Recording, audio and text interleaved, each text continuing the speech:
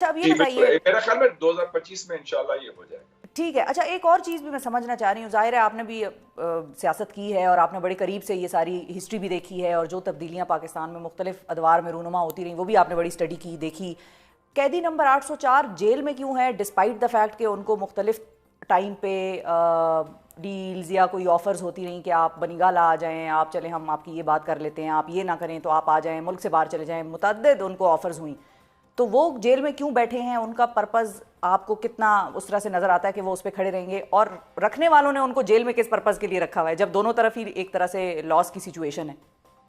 लेकिन जी पाकिस्तान में एक रिवॉल्विंग डोर होता है, और ये एक तस्लीम शुदा बात है कि जब आप पावर में होते हैं, उसके बाद आप प्रिजन में होते हैं, और प्रिजन के बाद फिर आप पावर में होते हैं। ठीक है ना। आसिफ अली जरदारी साहब को जेल से निकाल के 1993 में गुलाम इसाक खान साहब ने वजीर बनाया, हाँ। जब उनकी डील हुई बेनजीर साहबा के साथ। मियां साहब जो थे जेल में थे, फिर जेल से लेके वापस आए, हम्म। और वो फिर पावर में आ गए। और जब वो पावर में आए तो इमरान खान वो जेल चले गए। उससे पहले जब मियां साहब जेल गए तो इमरान खान पावर में आ गए। तो ये एक रिवॉल्विंग डोर अनफॉर्चुनेटली बन गई है। लेकिन आपने ये भी देखा कि जैसे अमेरिका की सियासत का मुताला करें कि जी। लोग कहते थे कि ट्रंप के खिलाफ केसेस बड़े हैं, ट्रंप जेल जाएगा। जेल जाने के बजाय वो सदर बन गया। हालांकि उसके खिलाफ केसेस भी हैं, उनके खिलाफ इल्जामात भी हैं, उनके खिलाफ काफी पीछे गवर्नमेंट पड़ी रही।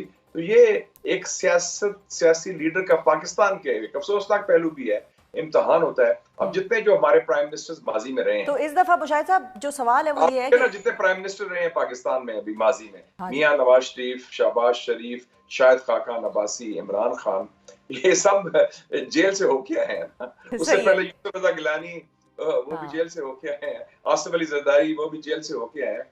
तो ये लगता है कि पाकिस्तान में अफसोस है कि जेल का वो पावर का रास्ता जो है वाया प्रिजन है। वाया प्रिजन है। तो फिर अहम सवाल तो फिर यहाँ पर ये हुआ कि मुशाहिद साहब आपको ये लगता है कि आने वाले वक्तों में जब हम कहते हैं कि 2025 में ये इंगेजमेंट भी और स्ट्रॉन्ग तरीके से होगी, तो ये रिवॉल्विंग डोर जो है वो भी एक हद पे जाके रुक जाएगा और फिर रिवॉल्विंग इसकी सिचुएशन जो है वो खत्म हो जाएगी फॉर एवर?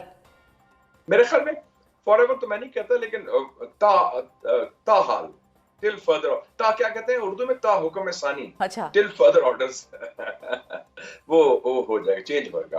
क्योंकि ये चेंज जरूरी भी है। मुल्क में देखा ना शिफा साहिबा, पिछले 7 सालों में 7 वज़ीर आज़म आए, हाँ। 2 सॉफ्ट कूज हुए। एक सॉफ्ट कू 2017 में मियां साहब के खिलाफ हुआ, हम्म।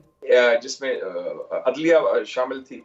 एक सॉफ्ट कू इमरान खान साहब के हुआ 2022 में, जिसमें पार्लियामेंट शामिल था। तो ये इस किस्म के अब नॉर्मल हालात नहीं चल सकते। अच्छा। तो और जाहिर है सेटल इन सारे डाउन। सियासतदानों की, जिनका आपने भी नाम लिया कि जिनका प्रिजन से होकर ही वापस पीएम ऑफिस तक रास्ता बना, वो उन सब की बाद में सियासत शुरू हो गई एंटी एस्टेब्लिशमेंट, और मियां साहब तो खैर एक बड़ा उनका मूड मिजाज सियासत में इसी हवाले से याद रखा जाएगा। लेकिन अब क्या उनको ऐसा किरदार नहीं आपको लगता अदा करना चाहिए था कि वो इस लड़ाई में इमरान खान के साथ मिल जाते तो नहीं, मैं नहीं उनको? कर सकता। अच्छा। मेरे ख्याल में ये हर एक की अपनी तरजीहात होती हैं। देखे ना, उनको भी वो मैंने देखी थी या कि इमरान खान साहब डायरेक्टली खुद उनसे रब्ता कर लेते? देखें जो मैंने I am a fan of Hollywood movies, अच्छा। और एक मैंने फिल्म देखी थी the Godfather, hmm. Marlon Brando की। Marlon Brando Godfather mafia boss होता है। तो उसके वो 3 कहता है पार्ट्स हैं वैसे मुशाहिद साहब, आपको 3 कौन सा वाला पार्ट्स है। पार्ट? हाँ जी। मैं फर्स्ट पार्ट की बात अच्छा, कर ओके। रहा हूँ। फर्स्ट पार्ट में उसने अपने लॉयर को कहता है कि make him an offer he can not refuse. Hmm. एक आप ऐसा ऑफर दें जो वो ना कर सके।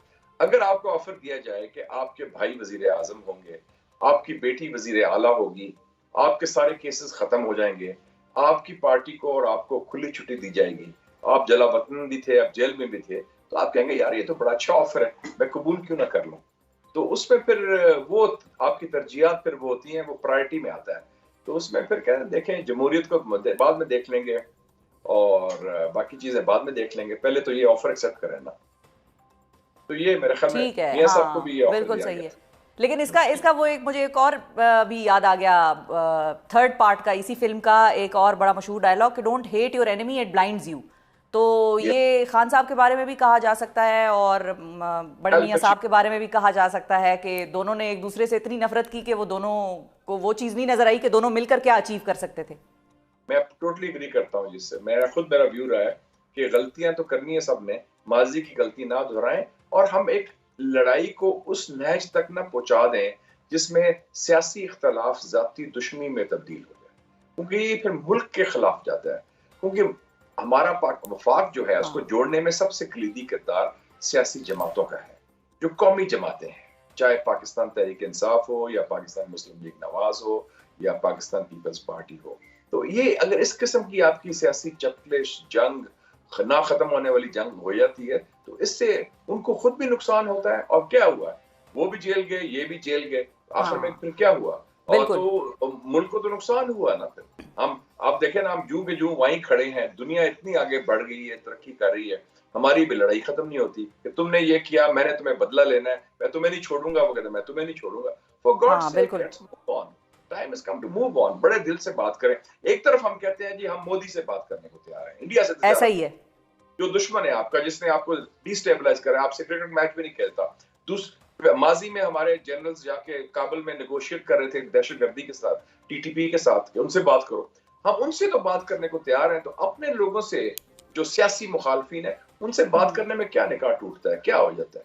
You should talk, दिल बड़ा करें जी, दिल बड़ा करें, बिल्कुल। और माजी की गलतियां ना दोहराएं, नई गलतियां बेशक कर लें। हाँ, you can make new mistakes, don't repeat the old ones.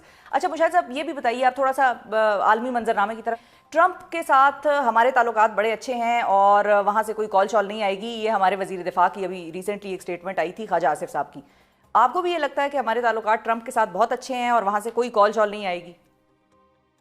देखिए जी, मैं वाहिद पाकिस्तानी हूँ जिसने प्रिडिक्ट किया था, पेशन गोई की थी 1.5 साल पहले कि ट्रंप इलेक्शन जीत जाएगा।